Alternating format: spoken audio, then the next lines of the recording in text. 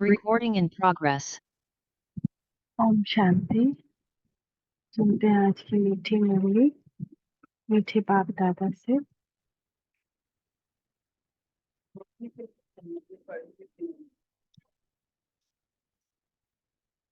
मीठे बच्चे, अपने को सुधारने के लिए अटेंशन दो, दैवी गुण धारण करो।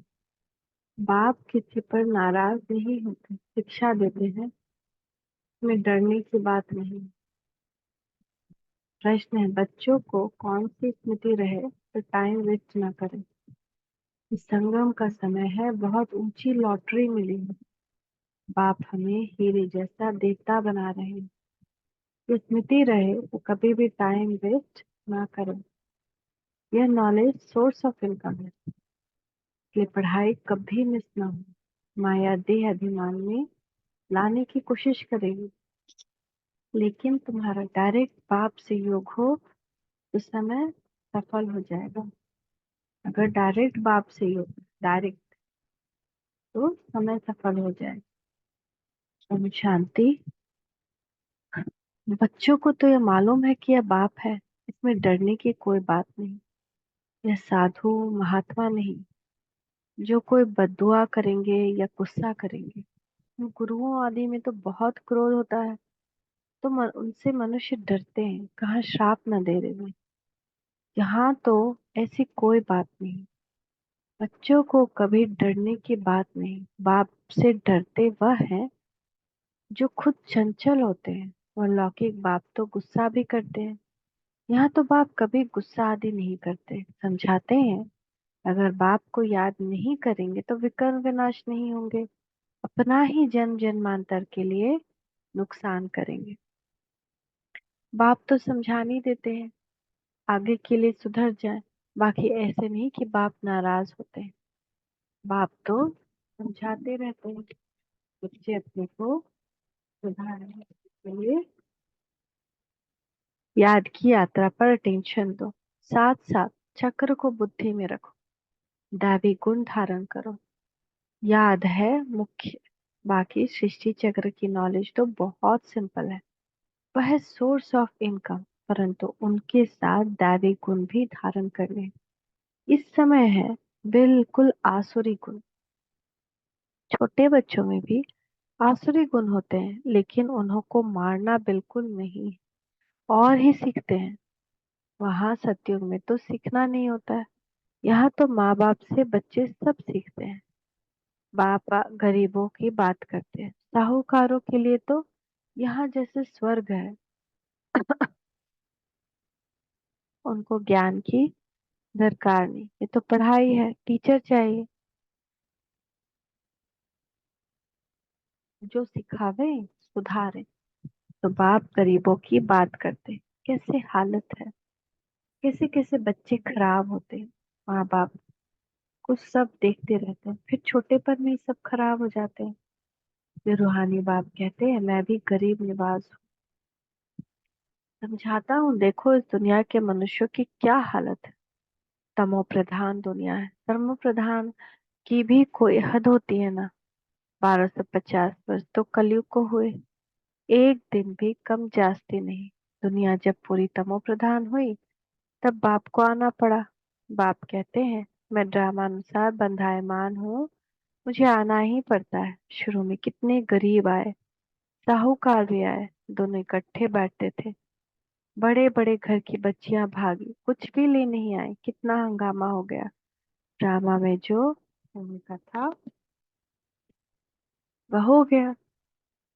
ख्याल भी नहीं था ऐसा होगा, ख्याल भी नहीं था कि ऐसा भी हो सकता है लाइफ में।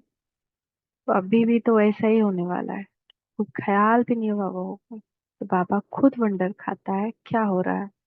इन्हों की हिस्ट्री बड़ी वंडरफुल है, मैं भी ड्रामा में नूंद। बाबा ने सबको कह दिया, चिट्ठी लिखाकर लेकर आओ, हम ज्ञान अमृत पीने जाते हैं। फिर उन्हों के पति लोग विलायत से आ गए, वह बोले विष दो। ये कहे हमें ज्ञान अमृत पिया है, विष कैसे दे सकते हैं। इस पर इन्हों का एक गीत भी है, इसको कहते हैं चरित्र। शास्त्रों में फिर श्री कृष्ण के चरित्र लिख दिए, श्री कृष्ण की तो बात हो न सके। वे सब ड्रामा में नूंद है, नाटक में सब होता है, हंसी कुड़ी आदि आदि। यह तो दोनों बाप कहते हैं हमने कुछ भी नहीं किया, यह तो ड्रामा का खेल चल रहा है। छोटे छोटे बच्चे आ गए, अभी वह कितने बड़े हो गए हैं। दादियां सब छोटे छोटे से आ गई थी, 5 साल, 6 साल, 4 साल। अभी कितने बड़े बड़े हो गए। बच्चों के कितने वंडरफुल नाम संदेश पत्रियां ले आए। फिर जो उनसे भाग गए उनका वह नाम तो है नहीं, फिर पुराना नाम शुरू हो गया, इसलिए ब्राह्मणों की माला नहीं होती, क्योंकि कोई ना कोई छोड़ कर जाता है, इसलिए ब्राह्मणों का माला नहीं होता। तुम्हारे पास कुछ भी नहीं है, पहले माला फेरते थे, अभी तुम माला के दाने बनते हो। ये भी कंट्रास्ट है ड्रामा का, कि हम पहले माला फेरते थे, अब वही माला का दाना हम बन रहे हैं। वहां भक्ति होती नहीं, यह नॉलेज है समझने की, है भी सेकंड की नॉलेज। फिर उनको कहते हैं ज्ञान का सागर। सारा सागर स्याही बनाओ, जंगल कलम बनाओ, तो भी पूरा हो न सके। फिर है सेकंड की बात। अल्फ को जान गए हो तो बेबादशाही जरूर मिलनी चाहिए। तो वह अवस्था जमाने में अर्थात पतित से पावन होने में मेहनत है। बाप कहते अपनी को आत्मा समझ, मुझ अपने बेहद के बाप को याद कर, इसमें है मेहनत। तदबीर कराने वाला टीचर तो है, परंतु किसकी तकदीर में नहीं है, तो टीचर भी क्या करे। टीचर तो पढ़ाएंगे, ऐसे तो नहीं रिश्वत लेकर पास कर देंगे। ये तो बच्चे समझते हैं, ये बाप दादा दोनों इकट्ठे हैं। ढेर बच्चियां बच्चियों की चिट्ठियां आती हैं बाप दादा के नाम पर। शिव बाबा, केयर ऑफ प्रजापिता ब्रह्मा। बाप से वर्षा लेते हो। इस दादा द्वारा त्रिमूर्ति में है, ब्रह्मा द्वारा स्थापना कराते हैं। ब्रह्मा को क्रिएटर नहीं कहेंगे, बेहद का क्रिएटर तो वह बाप ही है। प्रजापिता ब्रह्मा भी बेहद का हो गया, प्रजापिता ब्रह्मा है तो बहुत प्रजा हो जाएगी। सब कहते हैं ग्रेट ग्रेट ग्रैंडफादर। शिव बाबा को ग्रेट ग्रेट ग्रैंडफादर नहीं कहेंगे, वह तो सभी आत्माओं का बाप हो गया। आत्माएं सभी भाई भाई, फिर भाई बहन होते हैं। बेहद का सिजरे का हेड प्रजापिता ब्रह्मा हो गया। जैसे बिरादरी का सिजरा होता है ना, यह बेहद का सिजरा। आदम और बीबी, एडम और ईव किसको कहते हैं? ब्रह्मा सरस्वती को कहेंगे। अब सिजरा तो बहुत बड़ा हो गया, सारा झाड़ झरझरीभूत हो गया है। फिर नया चाहिए, इसको कहा जाता है वैरायटी धर्मों का झाड़। वैरायटी फीचर्स है, एक न मिले दूसरे से। हर एक की एक्टिविटी का पार्ट एक न मिले दूसरे से। ये बहुत गूह्य बातें हैं, छोटी बुद्धि वाले तो समझ न सके, बहुत मुश्किल है। हम आत्मा छोटी बिंदी है, परमपिता परमात्मा भी छोटी बिंदी है, या बाजू में आकर बैठते हैं। आत्मा कोई छोटी बड़ी नहीं होती है। बाप दादा दोनों का इकट्ठा पाठ बड़ा वंडरफुल है। बाप ने यह रथ बड़ा अनुभवी लिया है। बाबा खुद समझाते हैं यह भाग्यशाली रथ है। इस मकान अथवा रथ में आत्मा बैठी। हम ऐसे बाप को किराए पर अपना मकान व रथ देवें तो क्या समझते हो? इसीलिए इनका भाग्यशाली रथ कहा जाता है, जिसमें बाप बैठ तुम बच्चों को हीरे जैसा देवता बनाते। आगे थोड़ी समझते थे, बिल्कुल तुच्छ बुद्धि थे। अभी तुम समझते हो तो फिर अच्छी रीति पुरुषार्थ भी करना चाहिए। टाइम वेस्ट नहीं करना चाहिए। स्कूल में टाइम वेस्ट करने से नापास हो जाएंगे। बाप तुमको बहुत बड़ी लॉटरी देते हैं। कोई राजा के घर जन्म लेते हैं तो जैसे कि लॉटरी मिली ना। कंगाल है तो उनको लॉटरी थोड़ी कहेंगे, यह सबसे ऊंची लॉटरी। इसमें टाइम वेस्ट नहीं करना चाहिए। बाबा जानते हैं माया की बॉक्सिंग है। माया घड़ी घड़ी माया देह अभिमान में लाती है। तुम्हारा बाप के साथ डायरेक्ट योग है, सम्मुख बैठे हैं ना, इसीलिए यहाँ रिफ्रेश होने आते हो ड्रामानुसार। बाप कहते हैं मैं तुमको जो समझाता हूँ वह धारण करना है। यह ज्ञान भी तुमको अभी मिलता है, फिर प्राय लोप हो जाता है। ढेर आत्मा चली जाती है शांति धाम। फिर आधा कल्प के बाद भक्ति मार्ग शुरू होता है। आधा कल्प से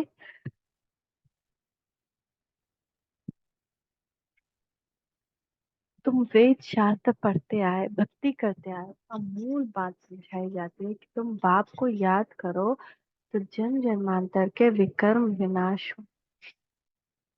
यह नॉलेज है सोर्स ऑफ इनकम। इससे तुम पदमा पदम भाग्यशाली बनते हो, स्वर्ग के मालिक बनते हो। वहां तो सब सुख है। बाप याद दिलाते हैं तुमको स्वर्ग में कितने अपार सुख दिए हैं। तुम विश्व के मालिक थे, फिर सब गवा दिया। तुम रावण के गुलाम बन गए हो। राम और रावण का कितना यह वंडरफुल खेल है। यह फिर भी होगा। अनादि बना बनाया खेल है। स्वर्ग में तुम एवर हेल्दी वेल्दी रहते हो। यहाँ मनुष्य को हेल्दी बनाने के लिए कितना खर्चा करते हैं, वह भी एक जन्म के लिए।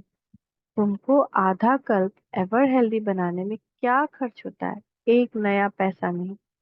देवताएं एवर हेल्दी है ना। अभी हम लोग को हेल्दी रहने के लिए कितना खर्चा करना पड़ता है। स्वर्ग में एवर हेल्दी, एक नया पैसा खर्च नहीं। तुम यहाँ आए ही हो एवर हेल्दी बनने के लिए। जितना योग करेंगे हेल्दी बनते जाएंगे।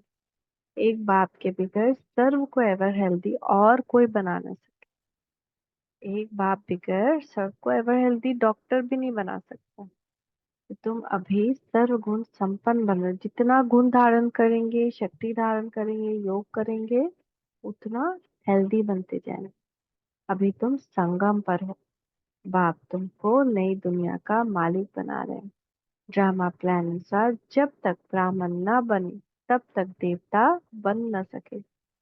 जब तक पुरुषोत्तम संगम युग पर बाप से पुरुषोत्तम बनने न आए तो देवता बन न सके। अच्छा, आज बाबा ने रूहानी ड्रिल भी सिखाई, नॉलेज भी सुनाई, बच्चों को सावधान भी किया। गफलत नहीं करो, उल्टा सुल्टा बोलो भी नहीं, शांति में रहो और बाप को याद करो। किसी से ज्यादा बोलना नहीं चाहिए। कभी क्या निकल जाए, कभी क्या निकल जाए मुंह से, या किसको क्या लग जाए। इसलिए शांति में रहना चाहिए और बाप को याद करना चाहिए। मीठे मीठे सिकी लदे बच्चों प्रति माता पिता बाप दादा का याद प्यार और गुड मॉर्निंग। रूहानी बाप की रूहानी बच्चों को नमस्ते। रूहानी बच्चों की रूहानी माता पिता बाप दादा को याद प्यार गुड मॉर्निंग। नमस्ते बाबा, नमस्ते, शुक्रिया बाबा, शुक्रिया। धारणा के लिए मुख्य सार, विकर्म विनाश कर स्वयं को सुधारने के लिए याद की यात्रा पर पूरा अटेंशन देना है। दैवी गुण धारण करने हैं। विकर्म विनाश कर स्वयं को सुधारने के लिए याद की यात्रा पर पूरा अटेंशन देना है।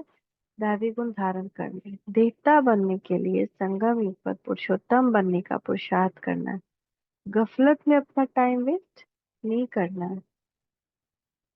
वरदान, ज्ञान के श्रेष्ठ खजानों को महादानी बन दान करने वाले मास्टर ज्ञान सागर भव।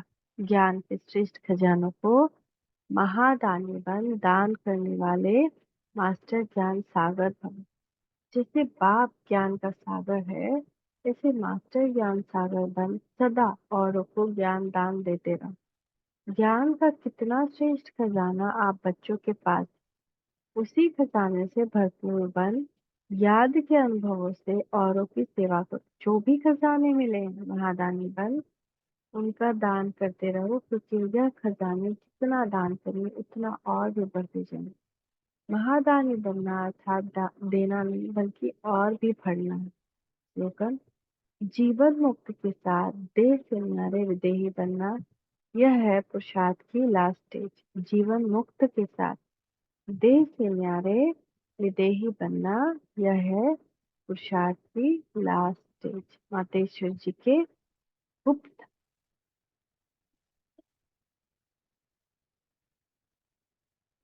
महावाक्य। गुप्त वेशधारी परमात्मा के आगे कन्या माताओं का संन्यास। अभी दुनियावी मनुष्य को यह विचार तो नहीं आना चाहिए कि इन कन्याओं और माताओं ने संन्यास क्यों लिया।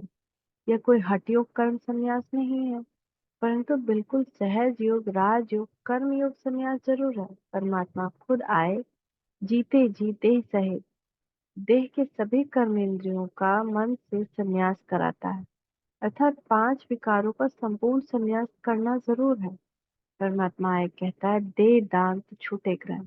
अब माया का यह ग्रहण जो आधा कल्प से लगा हुआ है, जिससे आत्मा काली पतित बन गई है, उनको फिर से पवित्र बनाना। देखो, देवताओं की आत्माएं कितनी पवित्र और चमत्कारी है। जब सोल पवित्र है तो तन भी निरोगी पवित्र बनता है।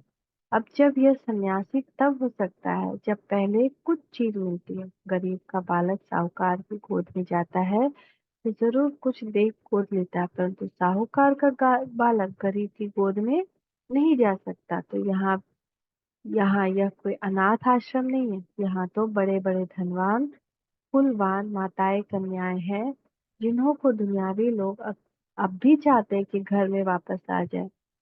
परंतु इन्होंने क्या प्राप्त किया जो उस मायावी धन पदार्थ अथवा सर्वंश संन्यास किया है?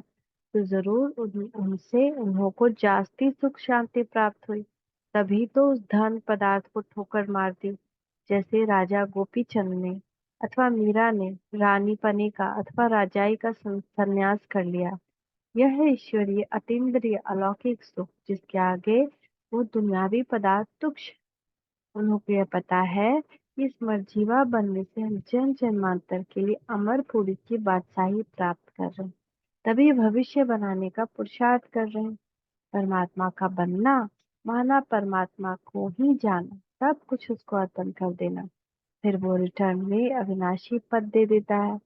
तो यह मनोकामना परमात्मा ही आकर संगम समय पूर्ण करता है, क्योंकि अपन जानते हैं कि विनाश ज्वाला से तन मन धन सहित सब भस्मीभूत हो जाएगा, तो क्यों ना परमात्मा अर्थ सफल करें। तो सब कुछ भस्मीभूत हो जाना है। अब यह राज भी समझना है कि अब जब सब विनाश होना तो हम भी लेकर क्या करें। हमको कोई सन्यासियों के मुआफिक मंडलेश्वर के मुआफिक यहाँ महल बनाए नहीं बैठना है, परंतु ईश्वर अर्थ बीज बोने से वहां भविष्य जन्मांतर इनका बन जाना है। यह है गुप्त राज। प्रभु तो दाता है, एक दैवे सो पावे, 100 पावे। एक देवे 100 पावे। परंतु इस ज्ञान से पहले सहन करना पड़ता है। जितना सहन करेंगे उतना अंत में प्रभाव निकलेगा। इसलिए अब भी से पुरुषार्थ। अच्छा, ओम शांति। मीठी मीठी मम्मा को भी हम बच्चों का याद प्यार गुड मॉर्निंग। थैंक यू मम्मा, थैंक यू पापा।